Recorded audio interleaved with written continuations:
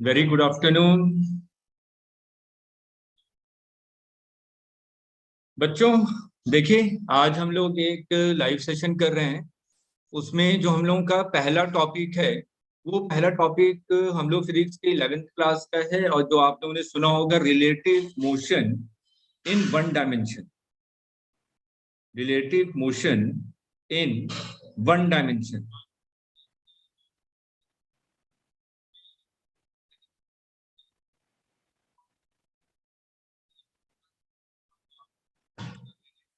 अब देखिए, यहाँ पर जो हम लोग रिलेटिव मोशन के बारे में बात करें, आपको पता होगा कि रिलेटिव मोशन का मतलब क्या होता है एक दूसरे के रेस्पेक्ट में। देखिए, सबसे पहले पता है हमें यहाँ पे फिजिक्स, अगर मैं फिजिक्स के बारे में बात करूं तो फिजिक्स का मतलब क्या है। एच सी वर्मा साहब ने बहुत ही एक बढ़िया सी बात यही है कि फिजिक्स क्या है, जो जनरल हम लोगों के आजीवन में, जो हमारे रोजमर्रा की जिंदगी में आसपास की चीजें या घटनाएं घटित हो रही हैं, उसकी एनालिसिस को ही हम लोग फिजिक्स कहते हैं। ठीक है, तो ये जो टॉपिक है रिलेटिव मोशन, या हम लोग डेली लाइफ में इस चीज को देखते हैं। डेली लाइफ में अगर मैं जैसे कि बात करूं, एक सिंपल से एग्जांपल लेते हैं। जैसे कि मान लीजिए कि मैं यहाँ पे रेलवे ट्रेन में बैठा हुआ हूँ, और ट्रेन अभी आपकी क्या है, रेस्ट पोजीशन पे है, किसी प्लेटफॉर्म पे ट्रेन आपकी रुकी हुई है। ठीक। अब क्या होता है कि मैं क्या कर रहा हूँ, खिड़की के बाहर देख रहा हूँ। मैं खिड़की के बाहर देख रहा हूँ तो मैंने देखा कि बगल वाली ट्रेन मूव की। तो ऐसा लगता है कि मेरी ट्रेन मूव की है। उसके मैं जल्दबाजी में तुरंत देखता हूँ कि लगता है ट्रेन चल गई। तो मैं जल्दबाजी में तुरंत देखता हूँ प्लेटफॉर्म की तरफ, तो मैं देखता हूँ कि प्लेटफॉर्म के रेस्पेक्ट में तो ट्रेन उसी रेस्ट पोजीशन पे है। लेकिन जब मैंने किसी और ट्रेन के रेस्पेक्ट में देखा, तो किसी और ट्रेन के रेस्पेक्ट में मैं देखा कि जो ट्रेन मेरी थी वो मूव करने लगी। तो बेटा ये क्या है, आपका सब टर्म्स आपके क्या है, रिलेटिव है। तो जो भी टर्म्स हम लोग यहाँ पे डिफाइन करते हैं वो आपका क्या है, रिलेटिव मोशन। ठीक। तो हमारा जो आज का टॉपिक है relative motion in one dimension, बहुत इंटरेस्टिंग टॉपिक है और बहुत इंपॉर्टेंट टॉपिक है। चलिए इसको हम लोग स्टार्ट करते हैं। अब अगर मैं relative motion in one dimension के बारे में बात करूं, तो सबसे पहले यहाँ पे अगर मैं कहूं, हम लोग एक चीज डिफाइन करते हैं, ऑब्जर्वर। ऑब्जर्वर का मतलब क्या, जैसे कि कौन या कौन इंसान किस चीज की एनालिसिस कर रहा है। मैं सिंपल से एग्जांपल लूं, जैसे कि मैं कह रहा हूं कि मैं रोड के किनारे खड़ा हूं, रोड साइड पे खड़ा हूं, कई सारे मेरे सामने से व्हीकल्स निकल रहे हैं। तो ऑब्जर्वर कौन हुआ, मैं। अगर मैं कार ड्राइव कर रहा हूं, मैं साइड में जो बंदा खड़ा है उसको देख रहा हूं, तो ऑब्जर्वर कौन हुआ, वो जो ड्राइवर है जो ड्राइव कर रहा है। तो ऑब्जर्वर का मतलब होता है कि वो इंसान जो सभी चीजों को ऑब्जर्व कर रहा है। तो हम लोग जब रिलेटिव टर्म के बारे में बात करते हैं, तो सबसे पहले हमें ऑब्जर्वर को समझना पड़ता है कि हाँ, ऑब्जर्वर कौन है, किसके रेस्पेक्ट में हम लोग चीजों की एनालिसिस कर रहे हैं। तो यहाँ पे हमने पढ़ा होगा, या हम लोग पढ़ते भी हैं, यहाँ पे हम लोग ऑब्जर्वर को ही एक टेक्निकल वर्ड इंट्रोड्यूस करते हैं, और इसको कहते हैं रेफरेंस फ्रेम। Reference frame. तो बेटा देखिए, आज के बाद आप कभी कंफ्यूज मत होइएगा कि रेफरेंस फ्रेम का मतलब क्या है। बेटा रेफरेंस फ्रेम का सिंपल सा मतलब है ऑब्जर्वर। जो चीजों की एनालिसिस कर रहा है उसी को मैं रेफरेंस फ्रेम कहता हूं। ठीक है। हमारे रेफरेंस फ्रेम आगे हम लोग पढ़ेंगे, जब न्यूटन लॉस पे आएंगे तो हम लोग कहते हैं कि रेफरेंस फ्रेम आपके दो टाइप्स के होते हैं, inertial frame and non inertial frame. उन सब चीजों को हम लोग आगे आगे वाली क्लासेस में बहुत अच्छे से डिटेल में स्टडी करेंगे। तो आज तो हम लोग सिंपल रिलेटिव मोशन के बारे में बात करेंगे कि हाँ, रिलेटिव मोशन का मतलब क्या हुआ। तो जैसे कि आगे मैंने कहा कि मैं रिलेटिव मोशन कुछ टेक्निकल वर्ड इंट्रोड्यूस करता हूं। मैंने कहा V A B. V A B का मतलब क्या हुआ, VAB का मतलब होता है velocity, velocity of A with respect to B. ठीक है। इसका मतलब इस वाले केस को अगर आप पढ़ें कि VAB, VAB का मतलब क्या है, velocity of A with respect to B. मतलब कि इस पर्टिकुलर केस में ऑब्जर्वर कौन है, ऑब्जर्वर है आपका बी। ठीक है। हम लोग ए की एनालिसिस कर रहे हैं with respect to B. B के रेस्पेक्ट में हम लोग ए की एनालिसिस कर रहे हैं, बेटा इस चीज को ध्यान रखिएगा। ठीक। तो यहाँ पे जो आपका बी है, बी क्या है आपका, बी है ऑब्जर्वर। जिसके रेस्पेक्ट में आप एनालिसिस करते हैं, जिसके रेस्पेक्ट में आप एनालिसिस करते हैं वो ऑब्जर्वर होता है। ठीक, तो यहाँ पे हम लोग किसके रेस्पेक्ट में एनालिसिस कर रहे हैं? ए के रेस्पेक्ट में एनालिसिस कर रहे हैं, ए के एनालिसिस कर रहे हैं बी के रेस्पेक्ट में। तो आपने वीएबी को लिखा वीए माइनस वीबी, वेलोसिटी वेक्टर होता है, तो आपने इस तरीके से लिखा। इस वाले तरीके को अगर आप ध्यान से देखें, क्या मैं वेक्टर को इस तरीके से लिख सकता हूं? वीए प्लस माइनस ऑफ वीबी। देखिए सेम फंडा है, इसमें कहीं पे कोई डिफरेंस नहीं आ रहा। तो आपने यहाँ पे क्या लिखा? वीए प्लस माइनस ऑफ वीबी। अब वेक्टर वाले पार्ट पे जाइए। अगर मैं सिंपल यहाँ पे लॉजिकली देखूं, मैंने कहा कि एक वेक्टर ए है और एक वेक्टर माइनस वीबी है, इन दोनों को मैं ऐड कर रहा हूं। बिल्कुल सरल भाषा में समझें। मैं देखिए पढ़ाने का तरीका वही होता है जो आपको समझ में आ जाए, तो हम लोग फिजिक्स को बिल्कुल सरल भाषा में लेके चलेंगे ताकि आपके दिमाग से कभी भी कोई भी चीज स्किप ना करे। बुकिश लैंग्वेज हम लोग मिनिमम से मिनिमम यूज करेंगे।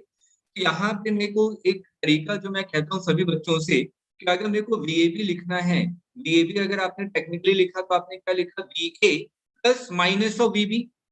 तो यहाँ पे देखिए माइनस साइन क्या बता रहा है बेटा? माइनस साइन बताता है डायरेक्शन। ठीक है, तो ये जो माइनस साइन है ये आपका क्या बता रहा है? डायरेक्शन बता रहा है। तो आपको भी पता है कि अगर मैंने कहा कि ए वेक्टर ये है, दिस इज ए वेक्टर, अगर मेरे से पूछा जाए कि माइनस ए वेक्टर क्या होगा, माइनस ए वेक्टर का मतलब क्या होगा? डायरेक्शन जस्ट अपोजिट हो जाएगा। आपने क्या किया? वेक्टर को -1 से मल्टीप्लाई कर दिया। अगर मैं माइनस से मल्टीप्लाई करूं, इसका मतलब वेक्टर आपका क्या हो जाएगा? जस्ट 180 डिग्री रोटेट कर जाएगा अपोजिट डायरेक्शन में। तो अगर मैं यहाँ पे -1 के बारे में बात करूं तो -1 का मतलब ये हुआ वेक्टर आपका क्या हो जाएगा? लेफ्ट डायरेक्शन में। अब यहाँ पे समझिए कि अगर मैं यहाँ पे वीएबी लिख रहा हूँ, VAB VAB VAB is equal to VA plus minus of VB, VA plus minus of VB. तो यहाँ पे बिल्कुल सिंपल भाषा में आप लोग क्या याद रखेंगे? जिसके रेस्पेक्ट में आपको एनालिसिस करनी है, जिसके रेस्पेक्ट में आपको एनालिसिस करनी है, उसको उल्टा करो और सामने वाले में ऐड कर दो। बेटा वही कर रहे हैं ना, जैसे कभी मैंने बताया कि -a वेक्टर का मतलब क्या हुआ? आपने उसको रिवर्स कर दिया। तो यहाँ पे अगर मैंने यहाँ पे क्या कहा? वीएबी, वीएबी का मतलब VA plus minus of VB, minus of VB का मतलब क्या हुआ? आपने इसको रिवर्स कर दिया। वीबी का डायरेक्शन जो भी था उसके अपोजिट डायरेक्शन में, लेकिन आपने वीबी को जस्ट अपोजिट कर दिया। तो आपने वीबी को जस्ट अपोजिट किया और किस में ऐड कर दिया? वी में ऐड कर दिया। तो इसको सिंपल से हम लोग याद रखेंगे कि अगर मेरे को वीएबी निकालना है तो वीएबी निकालना है, इसका मतलब क्या? Velocity of A with respect to B. जिसके रेस्पेक्ट में आपको एनालिसिस करनी है उसको उल्टा करो और सामने वाले में ऐड कर दो। जैसे यहाँ पे आपको ए की एनालिसिस करनी है विद रिस्पेक्ट टू बी, तो जो बी है जिसके रेस्पेक्ट में आप एनालिसिस कर रहे हैं उसको मैं उल्टा करूंगा और दूसरे वाले में ऐड कर दूंगा। यही सिंपल क्या है? आपका वीएबी है। और जिसके रेस्पेक्ट में आप एनालिसिस करते हैं, जिसके रेस्पेक्ट में आप एनालिसिस करते हैं उसको हम लोग क्या कहते हैं? ऑब्जर्वर। और ऑब्जर्वर हमेशा बेटा क्या होता है? रेस्ट पोजीशन पे। ऑब्जर्वर हमेशा क्या होता है? रेस्ट पोजीशन पे। जब भी मैं यहाँ पे, जैसे कि मान लीजिए कि मैं ट्रेन में बैठा हुआ हूँ, तो ट्रेन में बैठा हुआ हूँ और मान लीजिए कि मेरी ट्रेन आगे की तरफ मूव कर रही है। अगर मेरी ट्रेन आगे की तरफ मूव कर रही है तो मैं अपने आप को रेस्ट पे मानूंगा, क्योंकि मैं ऑब्जर्वर हूँ, मैं चीजों की एनालिसिस कर रहा हूँ। मैंने मान लीजिए कि मैं जो बगल में प्लेटफॉर्म था, मैं प्लेटफॉर्म को देख रहा हूँ। अगर मैं प्लेटफॉर्म को देख रहा हूँ तो मैं अपने आप को रेस्ट पे मान रहा हूँ। चीजों को ध्यान से समझिएगा। तो प्लेटफॉर्म के रेस्पेक्ट में मेरी ट्रेन क्या है? आगे की तरफ मूव कर रही है। ठीक है, प्लेटफॉर्म के रेस्पेक्ट में मेरी ट्रेन क्या हो रही है? आगे की तरफ मूव कर रही है। लेकिन अगर मैं प्लेटफॉर्म को देखूंगा तो मैं कहूंगा लगता है कि प्लेटफॉर्म पीछे मुड़ जा रही है। तो आपने क्या किया? आप प्लेटफॉर्म के एनालिसिस कर रहे हैं किसके रेस्पेक्ट में? खुद के रेस्पेक्ट में। इसका मतलब आप जिसकी एनालिसिस करते हैं, जिसके भी रेस्पेक्ट में, जिसके रेस्पेक्ट में एनालिसिस करते हैं वो क्या होता है? ऑब्जर्वर। और ऑब्जर्वर हमेशा क्या होता है? रेस्ट पोजीशन पे। और ऑब्जर्वर को रेस्ट पोजीशन पे लाने के लिए ही हम लोग क्या करते हैं? माइनस वीबी करते हैं। बेटा क्लियर है ये चीज? ठीक, तो हमने सिंपल सा देखा कि वीएबी का मतलब क्या हुआ? वीए प्लस माइनस ऑफ वीबी। एक इंपॉर्टेंट पॉइंट और, जब हम लोग यहाँ पे वीए लिख रहे हैं और यहाँ पे माइनस वीबी लिख रहे हैं, तो एक चीज जो ध्यान में रखने वाली बात है कि जो वेलोसिटी ऑफ ए है और ये जो वेलोसिटी ऑफ बी है, दोनों के दोनों सेम रेफरेंस फ्रेम में होने चाहिए। ठीक है बेटा, दोनों के दोनों सेम रेफरेंस फ्रेम में होने चाहिए। ठीक, इस चीज का ध्यान में रखिएगा।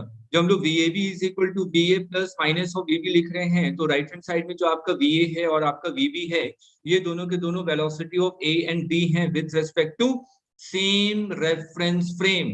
दोनों के दोनों सेम रेफरेंस फ्रेम के रेस्पेक्ट में होने चाहिए, तभी आप इसको अप्लाई करेंगे। ठीक, अब देखिए एक बिल्कुल सिंपल सा एग्जांपल लेते हैं। अब मेरे से किसी ने पूछा कि सर ये बताइए कि हम लोग रिलेटिव मोशन पढ़ क्यों रहे हैं। बेटा देखिए, अगर हम लोग किसी भी साइंस, हमें इस चीज का पता होना चाहिए कि अगर मैंने फिजिक्स में बात करूं तो फिजिक्स में मैंने ये टॉपिक पढ़ तो लिया, ठीक है, और क्वेश्चन सॉल्व कर लिए, लेकिन मेरे को ये समझ में नहीं आ रहा कि मैंने ये पढ़ा क्यों।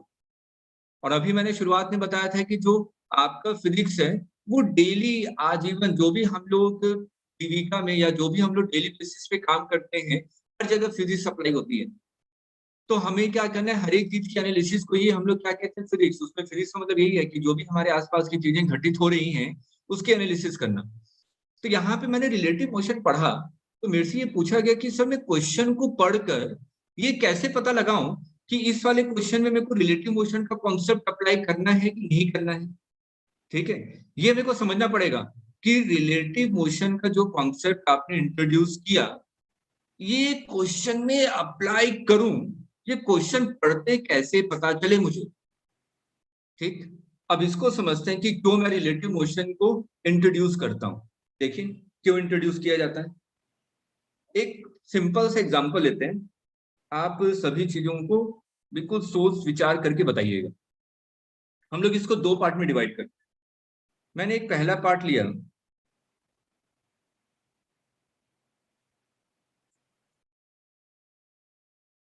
फिजिकल क्वांटिटीज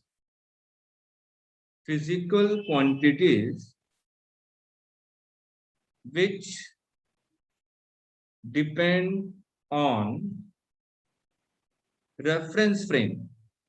ऐसी कौन कौन सी क्वांटिटीज हैं जो कि रेफरेंस फ्रेम पे डिपेंड करती हैं। ठीक, बेटा हम लोग उस चीज के बारे में समझना चाहते हैं कि मैं रिलेटिव मोशन पढ़ क्यों रहा हूं, पहला पॉइंट ये। और दूसरा पॉइंट ये कि अगर मेरे सामने क्वेश्चन आए तो मुझे क्वेश्चन को पढ़कर कैसे पता चले कि इस क्वेश्चन में मैं रेफरेंस फ्रेम या रिलेटिव मोशन का कॉन्सेप्ट अप्लाई करूं या ना करूं। ठीक, तो हम लोग उन पैरामीटर्स के बारे में स्टडी करते हैं जो कि आपके रेफरेंस फ्रेम पे डिपेंड करते हैं। ठीक, जैसे कि एक बिल्कुल बेसिक से एग्जांपल लेते हैं, डिस्टेंस। बेटा डिस्टेंस रेफरेंस फ्रेम पे डिपेंड करता है, हाँ सर करता है।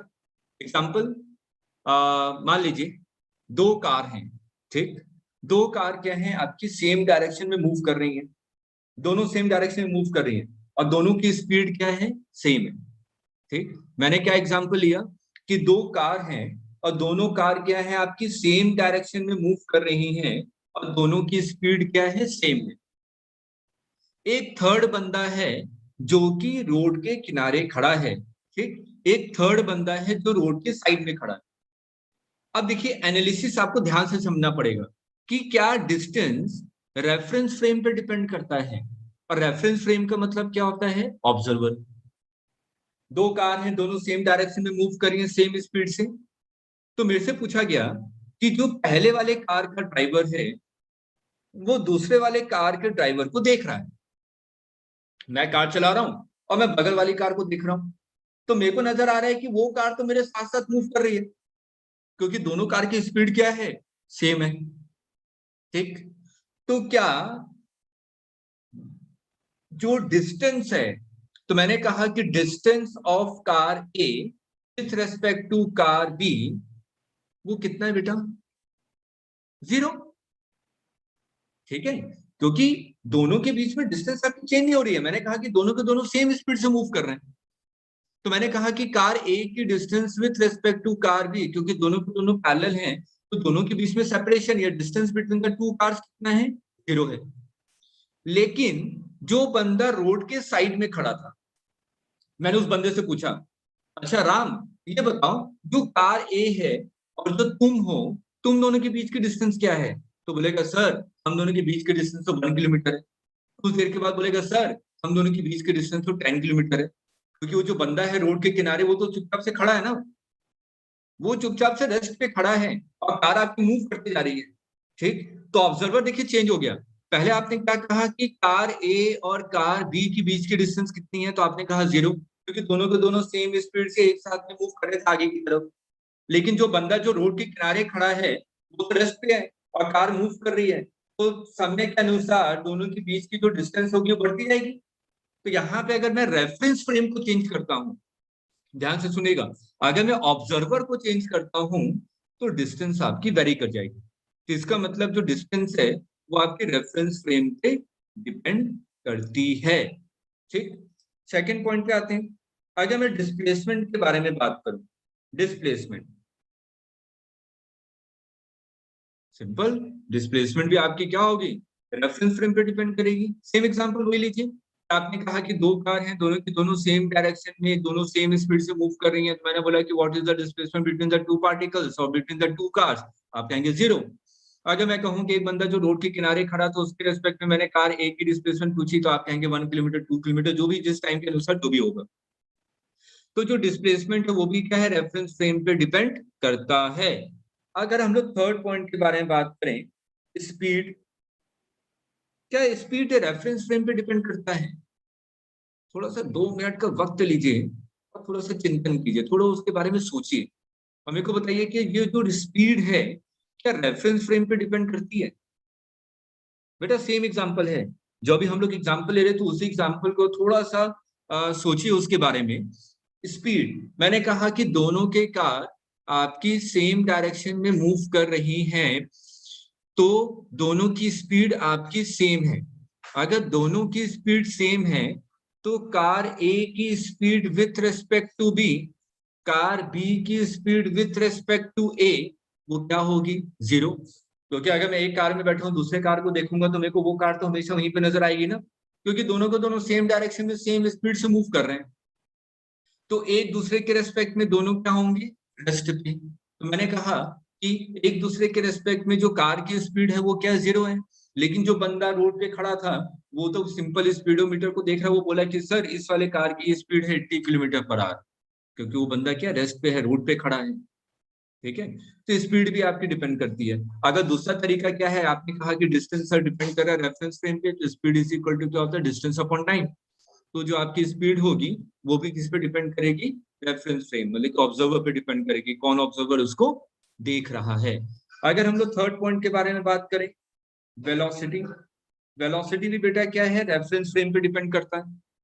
ठीक, क्योंकि डिस्प्लेसमेंट आपके रेफरेंस फ्रेम पे डिपेंड करती है, वेलोसिटी इज इक्वल टू क्या होता है, डिस्प्लेसमेंट डिवाइडेड बाय टाइम। और अभी आपने लिखा था VAB, VAB is equal to VA minus VB। अगर मैं VB को ले लूं कि वो 10 मीटर पर सेकंड है, एक दूसरा ऑब्जर्वर है जो कि 20 मीटर पर सेकंड से मूव कर रहा है, तो A की स्पीड या A की वेलोसिटी हर एक ऑब्जर्वर के लिए अलग अलग होगी, यस और नो? ठीक है, एक और पॉइंट आते हैं, आपसे पूछा जाए वर्क डन, तो बेटा वर्क डन आपका रेफरेंस फ्रेम पे डिपेंड करता है कि नहीं? अभी हम लोग आगे भी पढ़ेंगे। एक चीज बता दूं, work done is equal to क्या होता है, F.ds। ds क्या है, स्मॉल डिस्प्लेसमेंट, तो आपने small work done is equal to लिखा F.ds। अगर डिस्प्लेसमेंट आपका रेफरेंस फ्रेम पे डिपेंड करता है तो यहाँ पे वर्क डन भी क्या है आपका, रेफरेंस फ्रेम पे डिपेंड करता है। जितनी भी एनर्जी है सबकी सब एनर्जी आपकी रेफरेंस फ्रेम पे डिपेंड करती है। ठीक, चलिए अब उस पॉइंट के बारे में डिस्कशन करते हैं, ऐसे पैरामीटर्स, ऐसे क्वांटिटीज जो कि रेफरेंस फ्रेम पे डिपेंड नहीं करते। एग्जांपल कौन कौन से हैं? फिजिकल क्वांटिटीज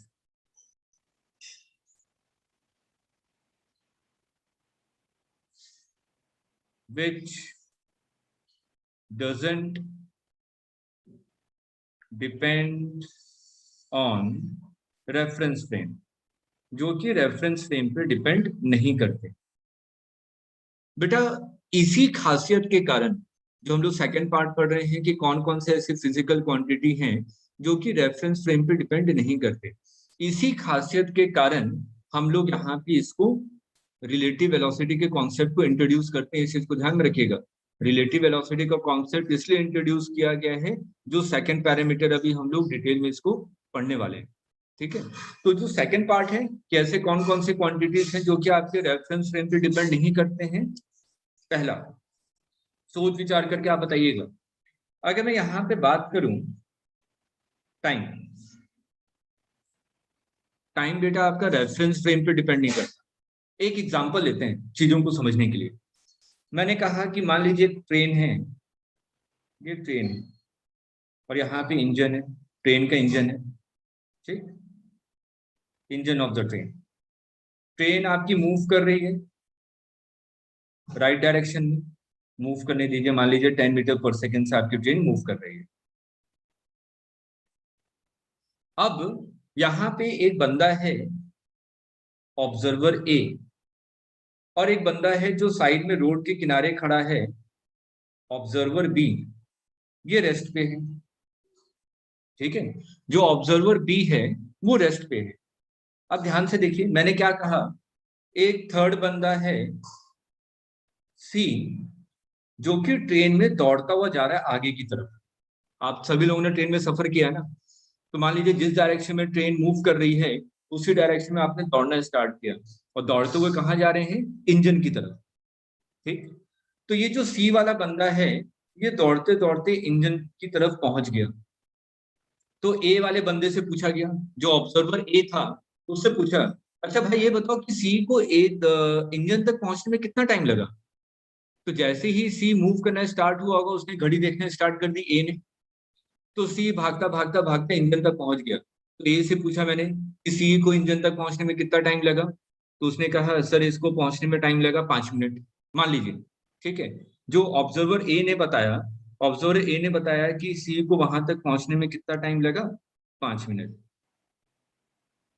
अब मैंने क्या किया, अब मैंने पूछा बी से, मैंने पूछा भाई बी ये बताओ कि सी को इंजन तक पहुंचने में कितना टाइम लगा, इंजन तक पहुंचने में उसको कितना टाइम लगा। तो वो भी तो वही चीज देखेगा ना, कि ये बंदा था, ये भागते हुए गया, इंजन तक पहुंच गया। तो दोनों ने, वो अगर वो अपनी स्टॉप वॉच को ऑन करेगा, तो बंदा तो वही है जिसके एनालिसिस कर रहा है। आप थोड़ा सा लॉजिकली सोचिए, क्या ऑब्जर्वर ए और ऑब्जर्वर बी दोनों के लिए जो सी है वो इंजन तक सेम टाइम पे पहुंचा होगा कि अलग अलग टाइम पे। देखिए डेली लाइफ का एग्जांपल ये है जिसको आप बिल्कुल बेहतरीन तरीके से लॉजिकली सोच सकते हैं। जिस समय ए ने सी ने दौड़ना स्टार्ट किया, ए ने स्टॉप वॉच को ऑन कर दिया। सी ने दौड़ना स्टार्ट किया तो बी ऑब्जर्वर ने भी स्टॉप वॉच को ऑन कर दिया। सी को इंजन तक पहुंचने में कितना टाइम लगा, 5 मिनट। तो वो 5 मिनट तो बेटा ऑब्जर्वर ए के लिए भी होगा, ऑब्जर्वर बी के लिए भी होगा ना। दोनों के दोनों सिर्फ सी को देख रहे हैं, सी की इनिशियल पोजीशन को देख रहे हैं और सी की फाइनल पोजीशन को देख रहे हैं। तो आपने यहाँ पे क्या समझा कि अगर मैं फ्रेम ऑफ रेफरेंस को चेंज करूं, फ्रेम ऑफ रेफरेंस का मतलब क्या, ऑब्जर्वर, अगर मैं फ्रेम ऑफ रेफरेंस को चेंज करूं तो time is independent of frame of reference. Observer A के लिए भी वही टाइम है, ऑब्जर्वर बी के लिए भी वही टाइम। तो यहां से बेटा बताया हमें बहुत इंपॉर्टेंट कंक्लूजन मिला है, बहुत इंपॉर्टेंट। तो हमें ये कॉन्सेप्ट समझ में आ गया कि अगर किसी क्वेश्चन में टाइम से रिलेटेड क्वेश्चन पूछा जाए, जैसे कि हम लोग स्ट्रेट लाइन मोशन पढ़ रहे हैं, वहां पे भी हम लोग बात करेंगे, क्वेश्चन की प्रैक्टिस भी करेंगे। और जब मोशन इन 2 डायमेंशन आते हैं उस वाले पार्ट में भी, तो जहां पे जिस पर्टिकुलर क्वेश्चन में अगर आपको टाइम से रिलेटेड क्वेश्चन पूछा जा रहा है और दो ऑब्जेक्ट के बारे में कह रहा है, तो हम लोग तुरंत पहला दिमाग अपने दिमाग में लगाएंगे कि लगता है कि रिलेटिव मोशन को कॉन्सेप्ट अप्लाई कर दिया जाए। अगर रिलेटिव मोशन को कॉन्सेप्ट अप्लाई करेंगे तो हो सकता है जो क्वेश्चन जनरल मेथड से हम लोग करते हैं अपने कॉन्सेप्ट से, तो वो आपने 5 या 6 मिनट लेता। लेकिन अगर रिलेटिव मोशन के कॉन्सेप्ट से करें तो हो सकता है वो 1 ही मिनट में क्वेश्चन सॉल्व हो जाए। अभी हम लोग क्वेश्चन करेंगे तो आपको ये एग्जांपल समझ में आएगा। पहले तो हमें ये समझना पड़ेगा कि रिलेटिव मोशन का कॉन्सेप्ट क्यों इंट्रोड्यूस किया गया। तो रिलेटिव मोशन का कॉन्सेप्ट इसलिए इंट्रोड्यूस किया, उन पैरामीटर्स के लिए इंट्रोड्यूस किया गया कि अगर किसी क्वेश्चन में अगर मेरे को टाइम निकालना है तो मेरे दिमाग में तुरंत क्लिक होना चाहिए कि क्या इस क्वेश्चन में रिलेटिव मोशन का कॉन्सेप्ट अप्लाई कर सकता हूं। अगर कर सकता हूं तो अप्लाई करेंगे और टाइम की वैल्यू निकाल लेंगे। तो पहला पैरामीटर क्या आ गया, time, which is independent of reference frame. Second part आता है आपका डिस्टेंस बिटवीन डिस्टेंस बिटवीन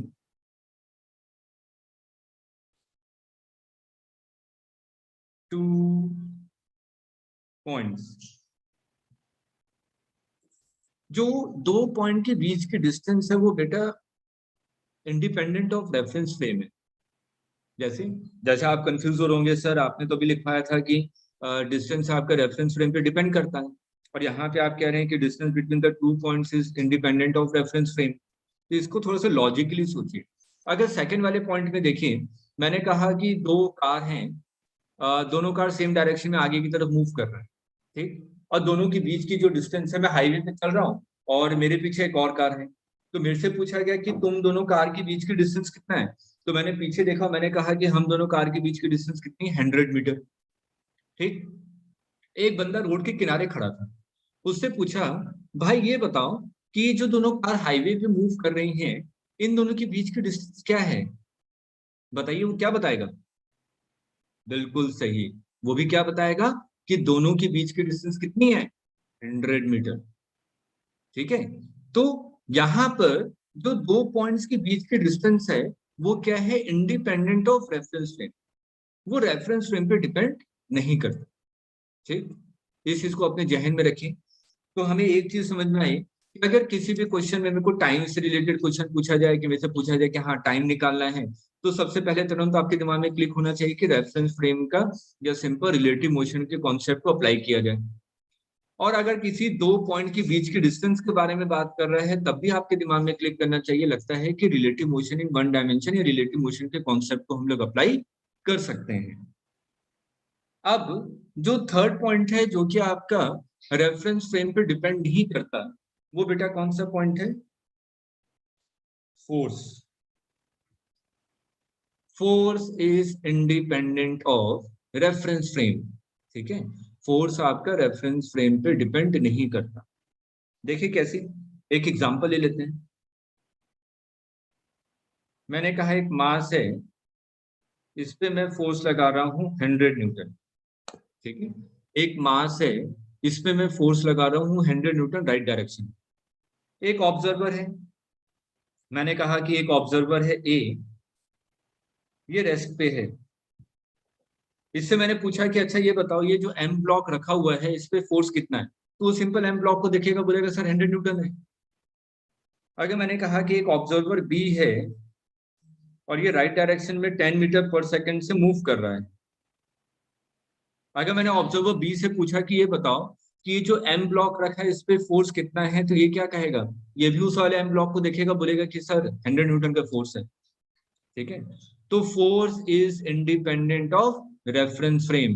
बेटा इसमें हो सकता है कई लोगों को कंफ्यूजन हो रहा हो, जैसे कि मैंने work done is equal to लिखा एफ डॉट डी एस, और मैंने कहा कि डिस्प्लेसमेंट क्या है, आपका रेफरेंस फ्रेम पे डिपेंड करता है, इसलिए वर्क डन भी आपका रेफरेंस फ्रेम पे डिपेंड करेगा। तो उसी तरीके से यहाँ पे कोई बंदा ये कह सकता है, जैसे सर आपने बताया कि वेलोसिटी रेफरेंस फ्रेम पे डिपेंड करता है, तो एक्सेलरेशन भी रेफरेंस फ्रेम पे डिपेंड करेगा। और force is equal to mass into acceleration होता है, अगर एक्सेलरेशन रेफरेंस फ्रेम पे डिपेंड करेगा, तो फोर्स भी रेफरेंस फ्रेम पे डिपेंड करेगा। वो एक नया कॉन्सेप्ट आ जाता है, जिसको अभी हम लोग आगे जाके पढ़ेंगे। वो नॉन इनर्शियल फ्रेम के लिए पढ़ते हैं, उसको एक नया कॉन्सेप्ट इंट्रोड्यूस करते हैं, उसको हम लोग कहते हैं स्यूडो फोर्स। अगर आपने 9th 10th क्लास में पढ़ा होगा, तो उसमें एक हम लोग सर्कुलर मोशन के बारे में बात करते हैं, तो आपने सुना होगा सेंट्रीफ्यूगल फोर्स, वो भी एक स्यूडो फोर्स है। उसमें घबराने की जरूरत नहीं है, उसको हम लोग डिटेल में पढ़ेंगे। तो आज की क्लास में हम लोगों ने क्या सीखा कि जिसके रेस्पेक्ट में आपको एनालिसिस करनी है, उसको उल्टा करें और दूसरे में जोड़ दें, तो वो आपको वीएबी देगा। बिल्कुल बेसिक सी तरीका। ठीक है, चाहे वो हम लोग मोशन इन वन डायमेंशन करें, चाहे मोशन इन टू डायमेंशन करें, इस चीज को अपने जहन में बिठा लीजिए कि अगर जो भी रिलेटिव मोशन के कॉन्सेप्ट हम लोग क्वेश्चन सॉल्व करेंगे, तो जिसके रेस्पेक्ट में एनालिसिस करेंगे उसको उल्टा करेंगे और सामने वाले में जोड़ देंगे। और जिसके रेस्पेक्ट में एनालिसिस करते हैं बेटा, वो क्या होता है, ऑब्जर्वर। और ऑब्जर्वर हमेशा क्या होता है, रेस्ट पोजीशन पे। तो हमारे कौन कौन से पैरामीटर्स हैं जो कि रेफरेंस फ्रेम पे डिपेंड नहीं करते हैं, time, distance between two particles और पॉइंट्स, और थर्ड फोर्स। तो इन जनरल अगर हमारे पास कोई भी क्वेश्चन आता है जिसमें टाइम से रिलेटेड कोई चीज पूछी जा रही है, या distance between the two point से रिलेटेड कोई चीज पूछी जा रही है, तो तुरंत हम लोग कोशिश करेंगे कि रिलेटिव मोशन के कॉन्सेप्ट को अप्लाई करें। ठीक है, तो आज की क्लास में हमने बिल्कुल बेसिक चीजें सीखी। तो जो हम लोगों की जो कल की क्लास होगी, हम लोग इसी रिलेटिव मोशन को थोड़ा सा और आगे बढ़ाएंगे और 2-3 न्यूमेरिकल करेंगे।